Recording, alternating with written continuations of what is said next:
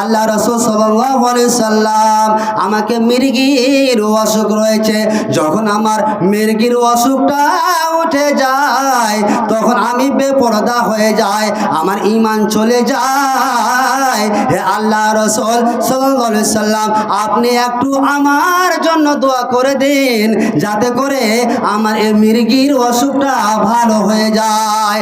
নবীজি আমার বললেন, ইনশিতে সবরতে ওয়ালাকিল জান্নাহ ওয়া ইনশিতে দাওয়াতুল্লাহ আইওয়াফিয়াকে। এরে মেয়ে শোনো, তুমি যদি ধৈর্য ধারণ করে নাও, ইনশিতে সবরতে ওয়ালাকিল জান্নাহ, তুমি যদি ধৈর্য ধারণ করে নাও, আল্লাহ তোমাকে এই যে মির্গির অসুখটা দিয়েছে, এবং এই অসুখকে তুমি যদি ধৈর্য ধারণ করে নাও, তাহলে ধৈর্য ধারণ করার ফলে তোমাকে আল্লাহ জান্নাত দেবে।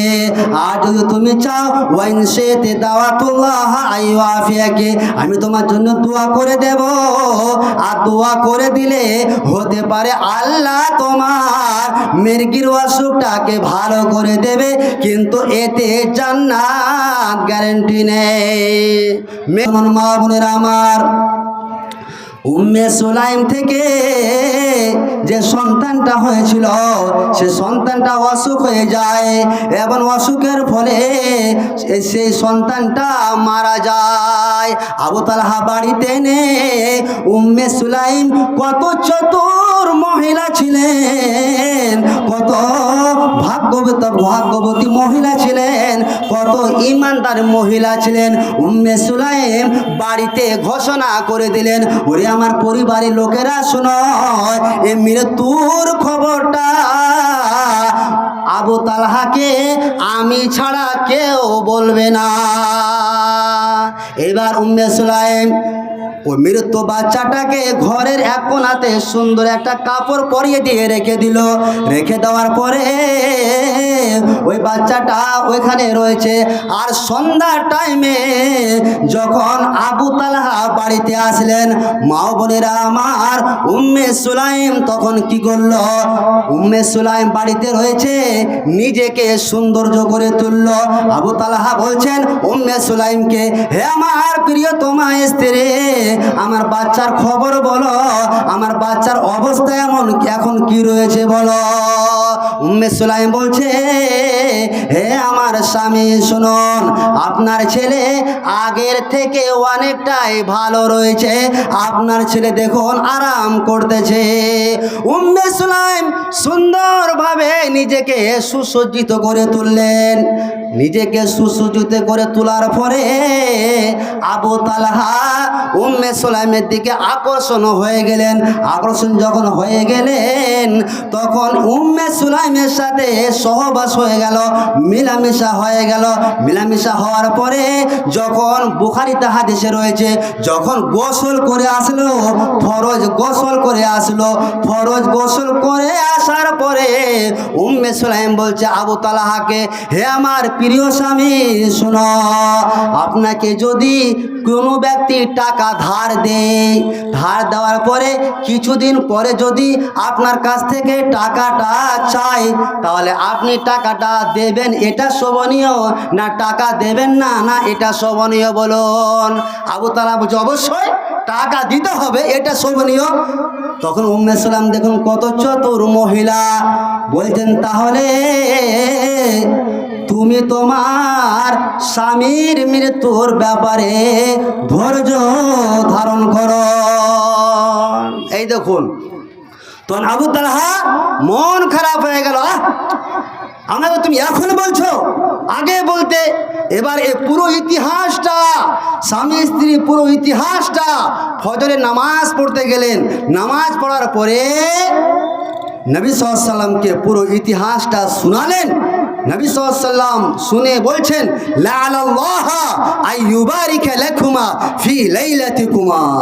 হে আবু তালহা, আল্লাহ রাব্বুল আলামিন তোমার এবং তোমার স্ত্রীর ওই রাতটাকে আল্লাহ বরকত দান করুন। শেখ সুফিয়ান রাবি বলছেন, তারপরে আবু তালহার ওই উম্মে সুলাইম থেকে 9 জন বাচ্চা হয়েছিল। কয়জন কথা বলেন? 9 জন, এবং 9 জনে কোরআনের হাফেজ হয়েছিল। নারে তাকবীর। আপনাদের এই ডোমরিয়াতে না কি বল, ডোমরিয়া রাজাপুরে কয়টা হাফিজ আছে? কয়টা? আর আবু তালহার 9 জন ছেলে, 9 জনে হাফিজ। তাহলে এর চেয়ে খুশি কি হতে পারে? আল্লাহ বরকত দিয়েছিলেন। জি, বিপদ আপদ আসলে ধৈর্যশীল হতে হবে, বিপদ আপদ আসলে ধৈর্যশীল হতে হবে। মা বোনেরা আমার, আরেকটা হাদিস আপনাদেরকে শোনাই, এই হাদিসটা ভালো করে শুনবেন। হযরতে আব্দুল্লাহ ইবনে আব্বাসের ছাত্র আতা বিন আবি রাবাহা। তো আতা বিন আবি রাবাহাকে শিক্ষক মহাশয় অর্থাৎ আব্দুল্লাহ ইবনে আব্বাস বলছেন যে, হে আতা বিন আবি রাবাহা, তোমাকে কি একটা জান্নাতি মেয়ের কথা বলে দিব না? তো আতা বিন আবি রাবাহা বলছেন, অবশ্যই বলুন। বলছে, এই যে দেখো, ওই কালো মেয়েটা জান্নাতে যাবে। দেখতে কেমন? কালো। যাবে কোথায়? জান্নাতে। তো আতা বিন আবি রাবাহা বলছেন শিক্ষককে, শিক্ষক মহাশয়, তাহলে এর মেয়েটার কি গুণ ছিল যে কালো মেয়ে আবার জান্নাতে যাবে? মানে এই কি গুণ ছিল? তখন আব্দুল্লাহ ইবনে আব্বাস বললেন, শুনো, আতা বিন আবি রাবাহা, ও মেয়েটা দেখতে কালো, কিন্তু মেয়েটা জান্নাতে যাবে। কেন যাবে? ওই মেয়েটার ভিতরে কি কোয়ালিটি ছিল, কি গুণ ছিল যে ও মেয়েটা জান্নাতে যাবে? তুমি ভালো করে শুনে নাও। ওই মেয়েটা একটা মির্গির অসুখ ছিল মেয়েটাকে, এবং সে মেয়েটা মির্গির অসুখ নিয়ে নবী সাল্লাল্লাহু আলাইহি ওয়াসাল্লামের কাছে আসলেন। নবীকে এসে বলছেন, ইয়া রাসূলুল্লাহ, হে আল্লাহ রাসূল সাল্লাল্লাহু আলাইহি সাল্লাম, আমাকে মির্গির অসুখ রয়েছে। যখন আমার মির্গির অসুখটা উঠে যায় তখন আমি বেপরদা হয়ে যাই, আমার ঈমান চলে যায়। হে আল্লাহ রাসূল সাল্লাল্লাহু আলাইহি সাল্লাম, আপনি একটু আমার জন্য দোয়া করে দিন, যাতে করে আমার এই মির্গির অসুখটা ভালো হয়ে যায়। নবীজি আমার বললেন, ইনশিতে সাবারতে ওয়ালাকিল জান্নাহ ওয়া ইনশিতে দাওয়াতুল্লাহ আইওয়াফিয়াকে। এরে মেয়ে শোনো, তুমি যদি ধৈর্য ধারণ করে নাও, ইনশিতে সাবারতে ওয়ালাকিল জান্নাহ, তুমি যদি ধৈর্য ধারণ করে নাও, আল্লাহ তোমাকে এই যে মির্গির অসুখটা দিয়েছে, এবং এই অসুখকে তুমি যদি ধৈর্য ধারণ করে নাও, তাহলে ধৈর্য ধারণ করার ফলে তোমাকে আল্লাহ জান্নাত দেবে। আর যদি তুমি চাও, ওয়াইনশিতে দাওয়াতুল্লাহ আইওয়াফিয়াকে, আমি তোমার জন্য দোয়া করে দেব, আর দোয়া করে দিলে হতে পারে আল্লাহ তোমার মির্গির অসুখটাকে ভালো করে দেবে, কিন্তু এতে জান্নাত গ্যারান্টি নেই।